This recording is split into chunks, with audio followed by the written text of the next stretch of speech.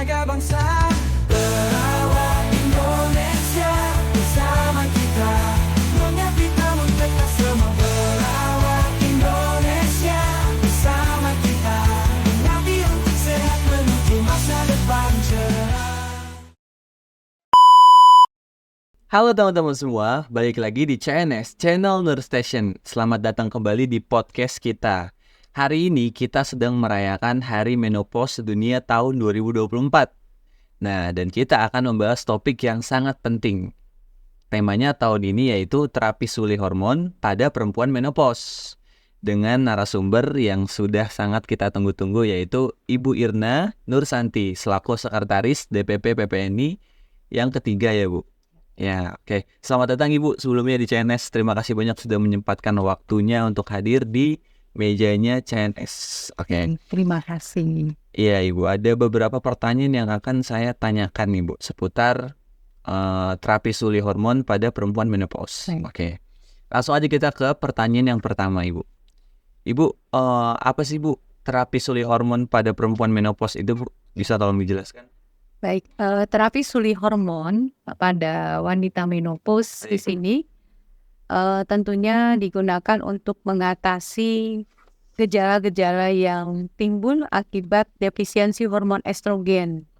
Ya, pada masa menopause ini kita tahu fungsi dari ovarium mengalami penurunan atau defisiensi dan akhirnya akan berdampak pada produksi dari hormon estrogen ini. Maka sebaiknya untuk meminimalkan gejala-gejala pada menopause, misalnya clot phrases ya, kemudian juga permasalahan-permasalahan yang berkaitan pada organ reproduksi, sebaiknya kalau memang itu tidak bisa diatasi, bisa mendapatkan terapi suli hormon dengan tentunya berkonsultasi ya dengan dokter untuk apa sebaiknya terapi suli hormon ini yang diberikan untuk perempuan di usia menopause ini. Di usia menopause. Dan usia menopause itu berapa sih Bu biasanya Bu? Kisaran sekitar usia 45 ya, 45 sampai 56 begitu ya. Karena kalau sebelumnya dia disebut dengan pre-menopause, kemudian kalau sudah di atas 55 dia sudah masuk ke fase elderly atau kita sebut dengan post-menopause. Oke. Jadi itu tuh pertanyaan pertama tadi yaitu apa sih terapi suli hormon pada perempuan menopause? Itu dia teman-teman. Mungkin teman-teman yang nonton podcast kali ini bisa sambil dicatat untuk pelajaran atau edukasi juga bagi teman-teman semua yang ada di rumah gitu. Oke Bu, selanjutnya ke pertanyaan nomor 2. Siapa saja sih Bu yang bisa mendapatkan manfaat dari terapi suli hormon pada perempuan menopause? Ya. Silakan. Baik, untuk siapa saja yang bisa memanfaatkan terapi suli hormon ini ya tentunya perempuan-perempuan yang memang sangat membutuhkan untuk meminimalkan gejala-gejala yang dialami ya, gejala-gejala vasomotor seperti rasa terbakar ya akibat dari kondisi defisiensi dari hormon estrogen ini dan kemudian juga tentunya berkaitan dengan masalah vaskularisasi ya dan kemudian juga efek dari defisiensi hormon estrogen ini berdampak pada organ reproduksinya yang mengalami tentunya penurunan terhadap lubrikasi yang sehingga pada waktu mereka melakukan hubungan intim dengan pasangan ini menyebabkan kesakitan atau yang kita sebut dengan dispareunia. Maka sebaiknya untuk meminimalkan kondisi-kondisi tersebut tentunya bisa berkonsultasi untuk mendapatkan terapi suli hormon ini. Ya. Nah, kalau tadi tentang siapa saja yang bisa mendapatkan manfaatnya. Nah, selanjutnya adalah apa saja manfaat terapi suli hormon pada perempuan menopause? Silakan Ibu. Baik, untuk manfaat yang tentunya dari terapi suli hormon ini ya berkaitan dengan untuk meminimalkan kondisi-kondisi ketidaknyamanan dan tentunya untuk kenyamanan gejala vasomotor ini nanti bisa diatasi ya untuk perempuan menopause dengan mengkonsumsi tablet yang mengandung hormon estrogen ini. Untuk perempuan yang tentunya mendapatkan terapi estrogen ini bisa mendapatkan terapi estrogen yang tentunya tanpa kombinasi. Ada juga terapi kombinasi dari estrogen, kemudian progesteron dan progestin yang nanti tentunya diharapkan tetap melakukan konsultasi dan pemantauan karena nanti ada efek sampingnya dari terapi sulih hormon ini bila tidak terkontrol ya, misalnya rasa nyeri di kepala, kemudian juga ada nyeri perut ya, kemudian rasa mual, dan kemudian juga kalau pengobatan yang panjang itu bisa beresiko terjadinya kanker. Oh iya, oke. Berarti harus di bawah pengawasan dokter juga ya, Bu. Ya. Berarti poinnya dari si terapi sulih hormon pada perempuan menopause ini adalah untuk manfaatnya lebih untuk meminimalisir. Betul. Oke. Next, Bu. Lalu bagaimana, Bu, dengan resiko dan efek samping dari si terapi sulih hormon pada perempuan menopause ini? Silakan. Ya, untuk meminimalkan risiko dan efek-efek sampingnya, maka sebaiknya tentunya tidak menggunakan dalam waktu jangka yang panjang dan tetap harus berkonsultasi. Namun kalau bisa mendapatkan dosis yang rendah atau dia masih bisa mengontrol dari gejala yang dialami, mungkin bisa dibantu dengan memakan atau mengkonsumsi seperti kacang-kacangan yang mengandung fitoestrogen begitu, yang dari nutrisi dari tempe, dari tahu, dari susu begitu, dan ditambah dengan pola hidup yang sehat dan berolahraga begitu. Oke, Bu. Itu dia teman-teman dari saya selanjutnya. Oke, kita langsung aja nih. Kita lebih ingin mengedukasi teman-teman semua yang ada di rumah ya di podcast kali ini tentang terapi sulih hormon pada perempuan menopause kayak gitu. Oke, Bu. Next ke pertanyaan selanjutnya nih, Bu. Apa pilihan yang tersedia, Bu, untuk terapi sulih hormon pada perempuan menopause? Itu dia. Oke, pilihannya seperti yang tadi disebutkan ya. Bisa tentunya menggunakan hormon dari hormon estrogennya gitu ya, mendapatkan tablet gitu ya dengan estrogen dosis yang rendah gitu ya, dan diberikan kepada perempuan yang telah mengalami tentunya ketidaknyamanan gejala fisik, kemudian juga psikologisnya dan masalah pada seksualitasnya gitu. Nah, juga bisa terapi kombinasi yang tadi juga disebutkan dari hormon estrogen ini, ada progesteron dan progestin gitu. Nah, ini memang semua hormon ini memang satu sisi bisa membantu untuk menyamankan ya, atau menurunkan atau meminimalkan gejala fisik, seksual dan psikologis yang dialami, tapi juga ada efek samping kalau kita memang mengkonsumsi dalam jangka waktu yang panjang.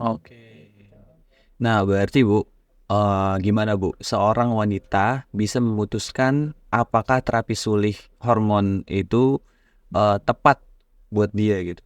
Ya, ini yang kita sebut dengan self efficacy diri ya. Jadi artinya kita bisa mengevaluasi diri kita, kapan kita tentunya membutuhkan terapi sulih hormon, kapan kita tentunya bisa mendapatkan hormon estrogen ini dalam bentuk fitoestrogen tadi, dalam bentuk makanan yang kita konsumsi dan minuman gitu.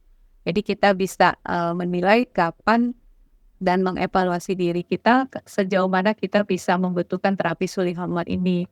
Kalau menurut saya, bila kita memang sudah tidak mampu mengontrol ya terhadap gejala-gejala yang kita alami, maka salah satu yang terbaik keputusannya memang mendapatkan terapi sulih hormon ini. Oke, nah selain terapi sulih hormon pada wanita menopause ini Bu, ada nggak sih Bu alternatifnya? Ya. Kayak gitu. Ada alternatif yang kita sebut dengan terapi non farmakologi ya, yang dilakukan yaitu memang tidak bisa pada waktu menopause itu kita treatment gitu. Sebaiknya memang sebelum memasuki masa menopause kita sudah melakukan pola-pola hidup yang sehat dan kemudian memilih makanan dan minuman yang memang seusia dengan kita. Dan yang paling penting ya memang kita harus melakukan olahraga yang teratur seusia kita, dan yang paling penting juga sering berkonsultasi mengenai kondisi kesehatan kita atau yang sering kita lakukan dengan medical check up ya. Betul. Gitu, ya.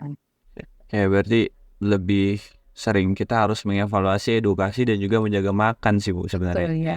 Asupan-asupan seperti obat dan juga makanan alamiah itu mungkin bisa untuk meminimalisir kayak gitu ya Bu.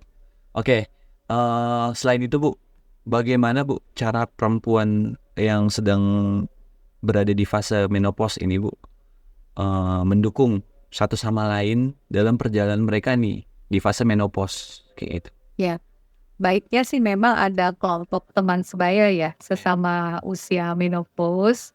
Mereka saling menguatkan, kemudian mereka saling mencari talent-talent yang mereka miliki gitu. Saya yakin pada perempuan menopause ini mereka ada yang hobinya misalnya menyanyi, Betul. ada hobinya yang senang menjahit, ada hobinya yang memasak, maka itu yang harus diimprove begitu. Sehingga pada usia menopause ini mereka betul-betul bisa memaksimalkan ya Betul. hobi mereka, kemudian apa yang menjadi talent mereka gitu. Jadi tolong tidak dibatasi gitu. Betul. Justru pada waktu usia menopause ini justru usia-usia yang golden periodnya lah perempuan gitu ya. Bersama pasangan juga mereka tidak dibatasi untuk melakukan hubungan intim karena sudah tidak haid lagi ya, dan kemudian juga sudah hidup bersama pasangannya yang memang masih ada gitu. Dan dengan teman-teman sebayanya memang mereka harus saling betul-betul bisa membackup untuk kegiatan-kegiatan mereka yang positif gitu. Oke Bu, terakhir nih Bu, ada nggak sih Bu pesan terakhir untuk pendengar podcast kita ini di sesi kali ini dengan Ibu tentang wanita nih, perempuan yang sedang di fase menopause ini, mereka mungkin ada rasa takut gitu Bu. Ada nggak Bu yang mau sampaikan ke mereka? Baik, teman-teman sejawat di usia menopause, saya kebetulan juga sudah menopause. Kan bisa sih Ibu kameranya. Baik, untuk teman-teman sejawat di usia menopause, saya juga insya Allah sedang mengalami proses juga di menopause ini.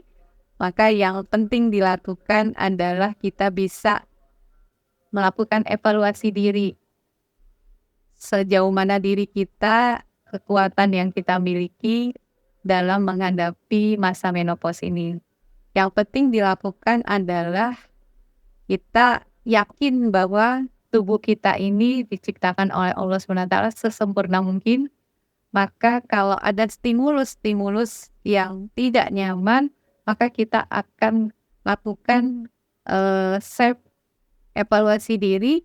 Apakah ini karena saya kurang mobilisasi atau kurang olahraga, atau karena saya banyak mengkonsumsi makanan-makanan yang tubuh saya sudah tidak bisa melakukan penyerapan atau metabolisme begitu ya, karena memang enzim-enzim dalam tubuh sudah menurun.